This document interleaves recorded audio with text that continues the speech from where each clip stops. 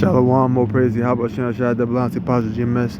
This I'm now I'll come to the video. Now I just did a video about 2nd Ezra 7, right? As I was ending the video, I knew it was something else that I had in my notes that I forgot to mention. And guess what it was?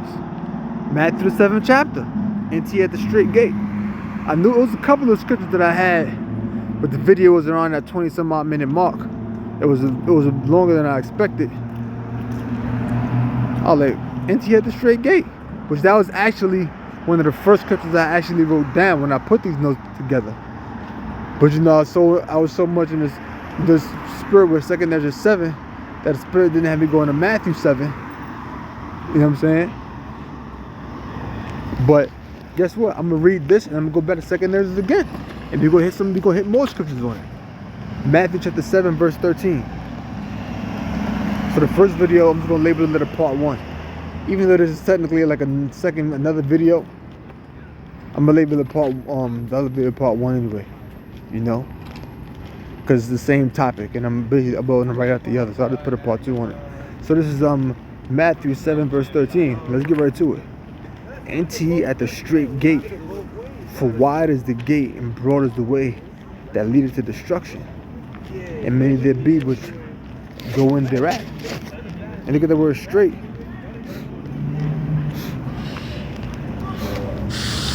Strong's G 4728 stenos. Stenos. The word there, stenos.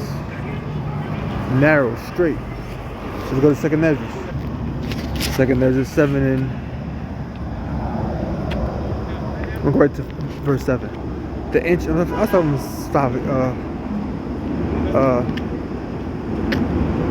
I'll go right to the point. Last time I started from verse 1, I'll go right to the point.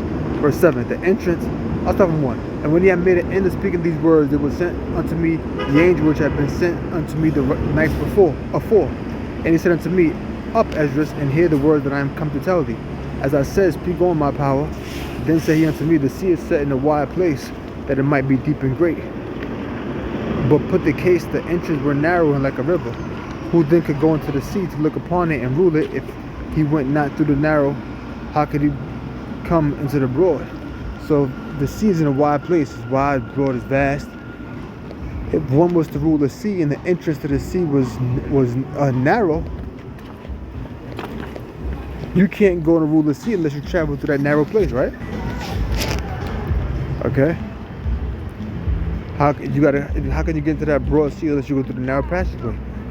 There's also another thing. A city is builded and set upon a broad field, and it's full of good things. The kingdom of heaven, set upon a broad field, good things in that city. It's clean, it's safe, so on and so forth. Plentiful, right?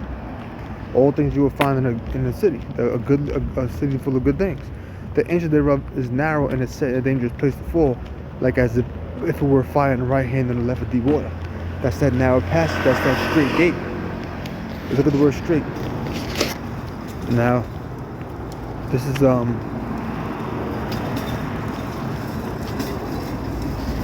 Etsum Online, right? This is the word straight, S-T-R-A-I-T. Mid-century, straight, narrow,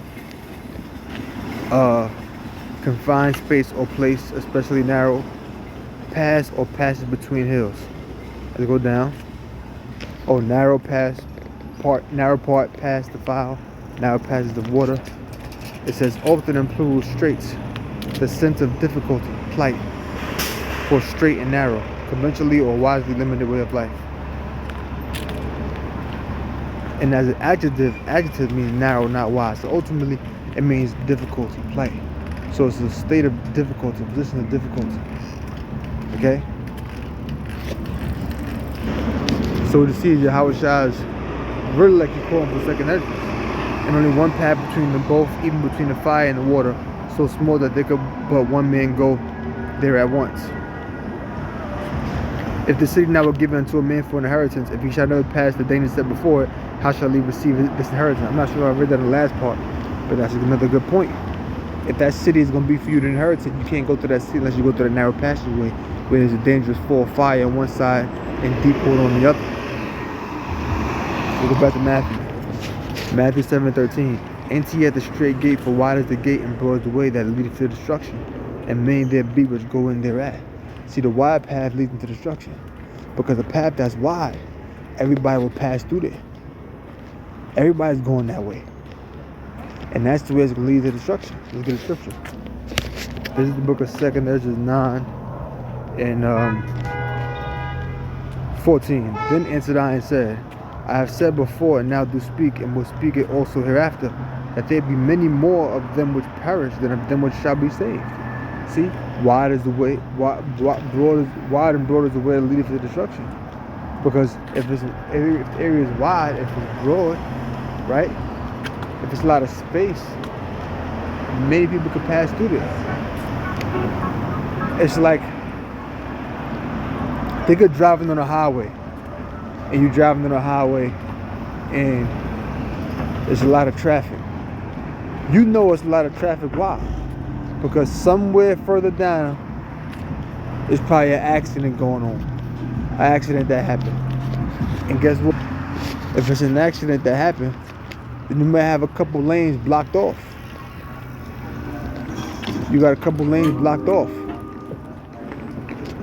So traffic is going slow. It's narrow.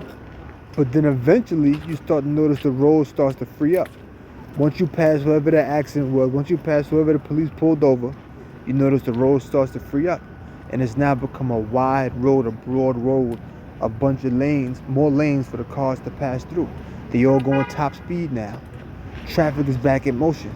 But when the passage is narrow, guess what? Everybody's trying to go moving into whatever lane they think is moving the fastest. Don't they always do that? Everybody try to struggle to get into that one lane because the passage is narrow. The passage is narrow. Nobody's gonna ask you for your. But guess what? You can't get past that destructive accident unless you go through them narrow passages on the highway. But only one car can go in at a time. Like one man can go through at a time.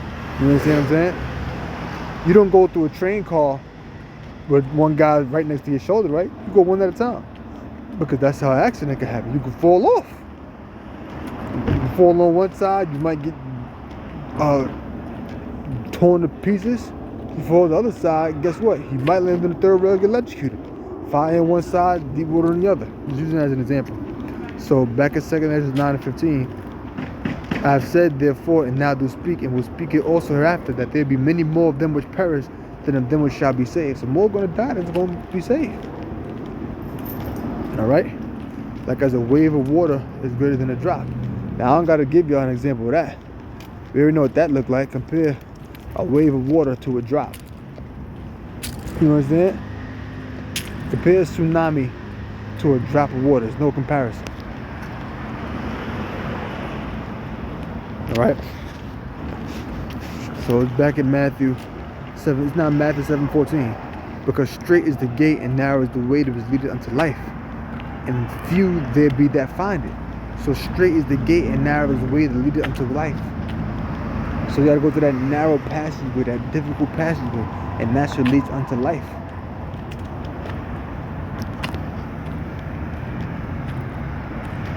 Alright?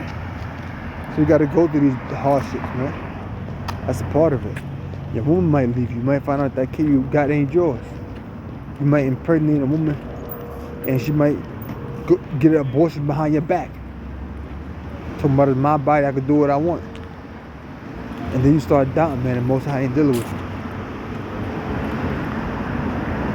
You know? That could happen. You might find out she's dealing with another man. You might find out she's telling your family all your business. You know what I'm saying? Your family might betray you. Whatever. Lose your job. The whole government shutdown supposed to be going down, right? They cut your EBT off. Your Eat Better Tonight card. The EBT. They cut your unemployment off, whatever it is. So it said, but straight is the gate and narrow is the way which leadeth unto life, and few there be that find it. Let's get the scripture. Back in 2 Ezra 7 and 8, and only one path between them both, even between the fire and the water, so small that there could but one man go there at once. So it's a small passage. Then Yahushua say, narrow is the way that leads to life, and few there be that go in thereat. Why? Because only one can pass through at a time. It's giving you an example of the few, of the many that's going to be destroyed compared to the few that's going to be saved. See, I could have put this into the last video, but the video has been long. I ain't want to be too long. Okay, so we got to go through these narrow passages, man. We got to. You know, we got to go in these confined spaces. Even in construction, they got something called a confined space. It's like a place you go in where it's really only just one way to get out, but it's basically the entrance that you just came through. And in those confined spaces, you could suffocate in it. You could die from asphyxiation. Asphyxiation. Hopefully I pronounced that correctly. You know, suffocate. Loss of air. You know? You got people that go down into these sewers. Confined space. And then, let's say an explosion go on down there. You get down there too low. You got people that work in sewers. See, it's about 20, the air that we breathe in is about like 20% oxygen. Down in this, a little more than 20%, probably like 20.6%. And the sewers is like 19.5%. That's considered lethal. That's considered dangerous to human life. And guess what? Them workers down there, some of them, they suffocate, man. You got colorless gases in the air that you're breathing in. That's toxic, that's poisoning. Because you're in that small confined space. So narrow spaces, narrow pathways put you in a very difficult situation. You know? 1 Thessalonians 3:3. That no I'll start from 1. Wherefore, when we could no longer forbear, we thought it good to be left at Athens alone, and sent Timotheus our brother and minister of the Most High, and our fellow laborer in the gospel of Yahushua, to establish you and to comfort you concerning your faith, that no man should be moved by these afflictions, for yourselves know that we were appointed thereunto. So you're not supposed to be moved, but we're moved.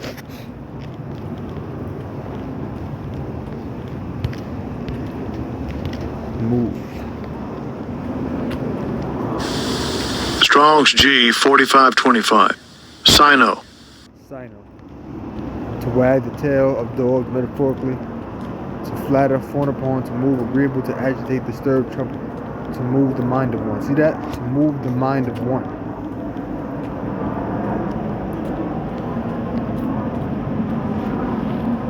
Okay? So remember that. To move the mind of one, to agitate, disturb, trouble. So it says that no man should be moved by these afflictions, or that your mind be not moved, that you be not agitated, or troubled, or disturbed by these afflictions. For yourselves know that we were appointed thereunto. You were appointed unto. We was appointed unto this, man. It was our destiny. It was meant to happen.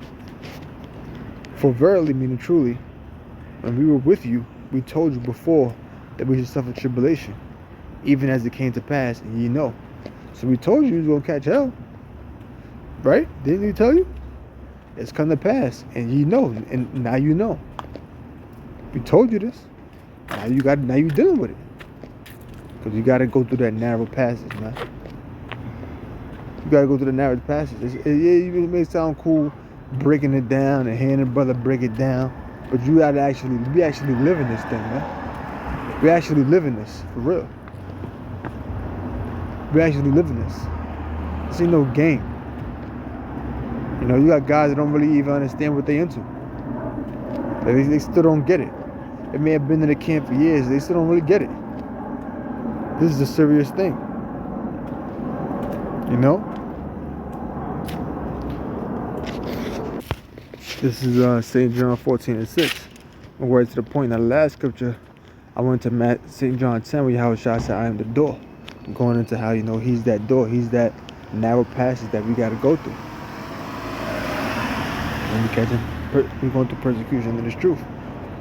But now this time we're good at St. John 14:6. Through the Spirit, Yahweh Shah said unto him, I am the way, the truth, and the life. No man cometh unto the Father but by me. So Yahweh Shah is ultimately that path we got to go through. He's the way. He's that narrow passage. He's that door that we got to go through. Because when you in this truth, you're going to catch hell. Did not you read about that in 2 Thessalonians? In our book of Thessalonians just now? Didn't we just read that? Don't scripture say, when thou comest to serve the Lord, repent thy soul of temptation? Isn't that written in the book of, what's that, Sirach, the 2nd chapter? I don't got to get that. Your brother can look that up. So with that, I'm going to close and say, oh, praise Yahweh Shem Yahshua, Double Lassie Apostle GMS. Matter of fact, I'm into here. Philippians 1:29. For unto you it is given in the behalf of Yahweh Shah, not only to believe on him, but also to suffer for his sake. Just to add to that last scripture. Okay?